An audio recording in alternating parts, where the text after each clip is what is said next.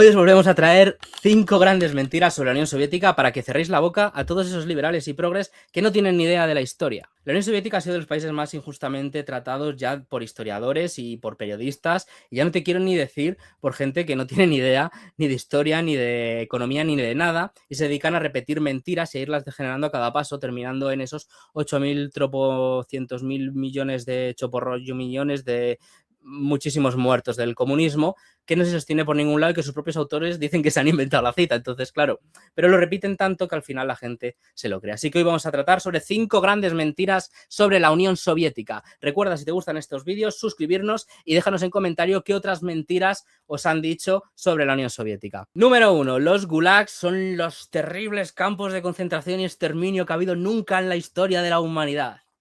Esta a mí me encanta porque la gente desconoce lo que era realmente un gulag, cómo funcionaba y cómo eran las cárceles en esa época en otros países, que eso también habría que verlo.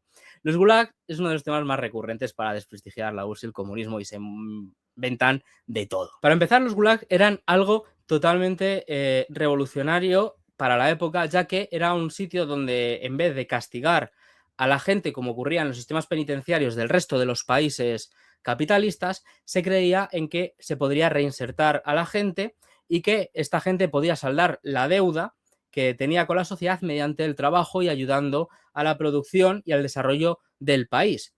Lo cual es bastante lógico. En lugar de castigar a la gente porque sí, lo que hacen es que rediman su culpa. Tú le has hecho un daño a la sociedad, pues ahora te pones a compensarlo trabajando. También se dice que se envió a multitud de opositores políticos, pero claro, cuando tú ves qué opositores políticos se mandaban, eran terroristas, gente que trabajaba para otros países, gente que se infiltraba en el partido para dinamitarlo, gente que traicionaba a los trabajadores para enriquecerse, etcétera. Entonces, claro, está muy bien llamar opositor político a terroristas, porque ya sabes, la diferencia entre un terrorista y un opositor político es si recibes o no dinero de la CIA. Y además en la práctica es que no era cierto, porque es que los famosos gulags terribles eran donde se mandaba a la gente más peligrosa para la sociedad, como asesinos, violadores, etcétera. Gente que no tenía ningún tipo de rehabilitación posible y que se merecía eso, y en mi opinión bastante más. Y de hecho hay casos claros y manifiestos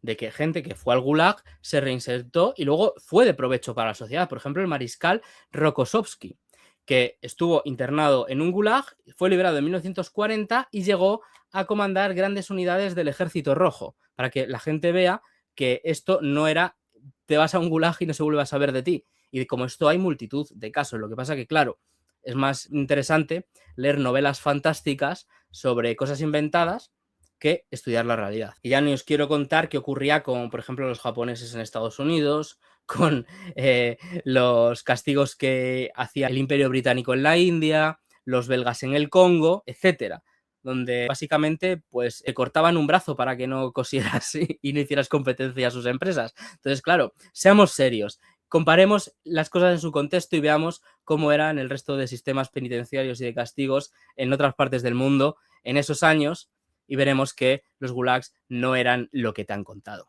En la Unión Soviética se reprimía y se perseguía a todo el mundo que pensaba distinto a Stalin. Y esto no es así, porque es que hubo gente que le llevó la contraria al partido y a Stalin en numerosas ocasiones y no le pasó nada. Y luego hubo otra gente que lo hizo mediante el terrorismo, mediante los atentados y el asesinato de dirigentes, que fue a los que se persiguió, obviamente. En cualquier país del mundo, si tú te dedicas a sabotear, a hacer atentados, te van a perseguir y te van a encarcelar. En cualquier país del mundo. Y la Unión Soviética, pues obviamente igual. Y mucho más aún si estás en una situación de guerra, como estaba la Unión Soviética, o de amenaza constante. Tenemos que ver qué ocurre en otros países que están en guerra. Podemos ver, por ejemplo, Ucrania, que los liberales la defienden como la cuna de la democracia. Parece que la democracia ya no surgió en Grecia, sino que surgió en Ucrania para algunos de estos mentes brillantes, ¿no? En Ucrania tú no puedes ir por la calle diciendo lo que quieras. En Ucrania tú no puedes ser comunista abiertamente en un partido porque están prohibidos. Y es la democracia. ¿Por qué? Porque están en guerra, obviamente, y cualquier persona entiende que si estás en guerra no vas a permitir gente que lo que quiere es dinamitarte para irse con el enemigo. Pues en la Unión Soviética pasaba lo mismo. Cuando había una guerra, si tú estabas haciendo como los trotskistas, trabajo para los nazis, si tú estás haciendo como muchísimos grupos que hacían trabajo en la guerra civil a favor de los rusos blancos o de la burguesía extranjera, pues obviamente te van a perseguir. Lo que habría que ver es si la Unión Soviética se pudiera desarrollar en unas condiciones que no estuviera amenazada por todos los lados, lo que hubiera ocurrido. Y hay pruebas de sobra de que obviamente se hubiera abierto la mano. Hay un montón de gente que llevaba la contraria, pero que no la llevaba de este tipo de formas insurreccionales directamente y que no les pasó nada. Número 3. Stalin concentraba el poder en sus manos. Stalin desplumaba gallinas porque él era el que mandaba en la URSS. Esto no tiene ningún tipo de sentido, pero ninguno.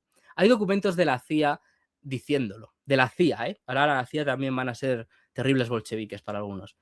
Donde dicen que no se puede aplicar los términos de dictadura a la Unión Soviética porque había un liderazgo colectivo donde no se hacía solo lo que decía Stalin, sino que había todo un grupo de dirigentes que hacían, bueno, pues una serie de contrapesos, etcétera. Además, esto se puede ver perfectamente en que el propio Stalin intentó dimitir varias veces. Yo no sé qué autócrata que quiere controlar el poder quiere dimitir varias veces. Yo, de verdad que no lo entiendo. Y por otro lado, Stalin intentó hacer 2 veces, una reforma democrática para que se abriera un poco el partido, para que no fuera todo el rato esa visión de... Claro, era un momento en el que tenían un periodo más tranquilo y que podían abrirse.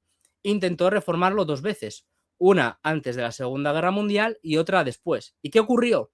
Que no le dejaron hacerlo. Stalin perdía votaciones. ¿Qué autócrata pierde votaciones? Por favor, seamos serios.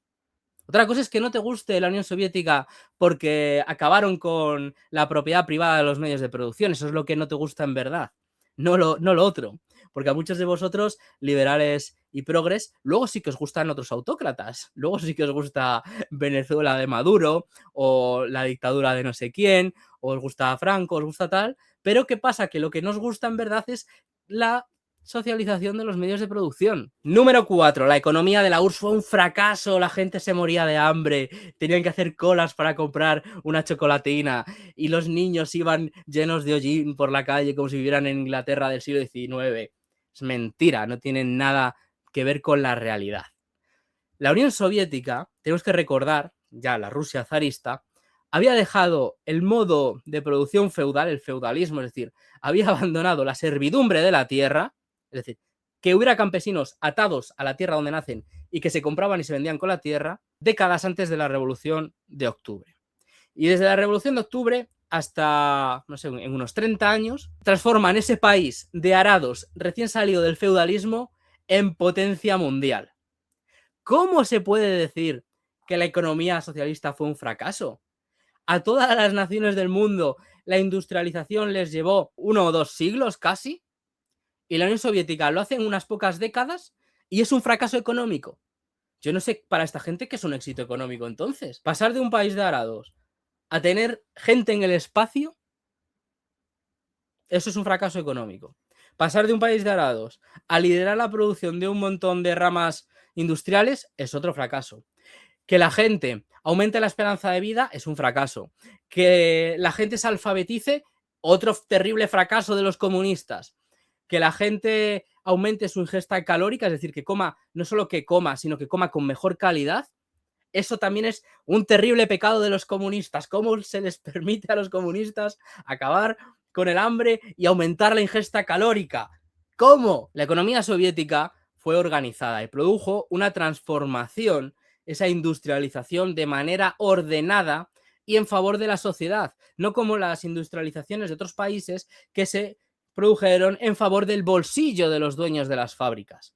Mientras que en la Unión Soviética eso se hizo con orden, con planes, de manera escalonada, ordenada y eficiente, no con anarquía de la producción y gente pasando hambre de verdad. Quinto, la URSS persiguió a los cristianos y los masacró a todos y no podías ni llevar un crucifijo porque es que entonces venía Stalin y te desplumaba como la gallina. No tiene ningún sentido. Vamos a ser serios.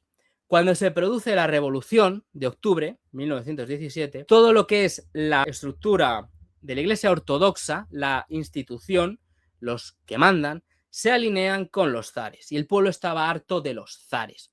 Entonces se produce un ataque contra todo lo que tenga que ver con el zar. Y entre ellos, pues también se hace, yo no lo voy a negar, algunos desmanes contra centros religiosos, etc. Pero esto se para rápidamente. Y de hecho, según se acaba esa fase primera de la revolución más explosiva y se empieza a establecer el Estado, es la Unión Soviética la que para esos desmanes, cuando ya se constituye. Incluso Stalin llega a restaurar el patriarcado de Moscú, llega a hacer concordatos con la Iglesia y llega a acuerdos con ella y permite que se desarrollen, incluso les paga, el Partido Comunista paga publicaciones y les permite volver a tener seminarios, institutos, etc.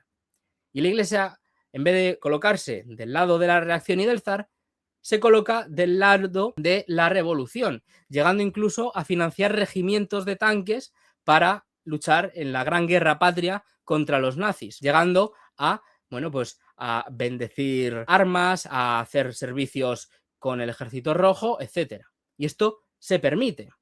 Entonces, decir que la Unión Soviética se persiguió a los cristianos tal, no tiene sentido. Lo que sí que se persiguió fue el oscurantismo religioso, como por ejemplo con el Jujum, sí. Se acabó con esa visión terrible del Islam que tenía a la mujer básicamente como si fuera la peor de las mercancías y elevó ciertos ataques contra las mujeres que hacían estos individuos a terrorismo. Sí. Y si un imán decía que podías matar a tu mujer, llegaba el Ejército Rojo y te decía, como le pongas un pelo, ala, incluso había pena de muerte para cuando hacían la violencia contra la mujer, este tipo de gente. Entonces sí, el Islam se persiguió, sí. Ese islamismo terrible medieval se persiguió. Efectivamente, lo siento. Los comunistas han sido los primeros en darse cuenta de lo terrible que es el Islam. Pues para mí eso solo es de admirar, la verdad. Así que bueno, espero que os hayan gustado estas 5 mentiras sobre la Unión Soviética, que podáis desmontarlas en cualquier momento, que siempre viene algún liberal a repetirlas. Ponernos en comentarios si nos hemos dejado alguna y podremos contestarla pues, en algún directo o en otro vídeo. Y recordad seguirnos, darle me gusta al vídeo y nos vemos en el próximo vídeo de Formación Comunista.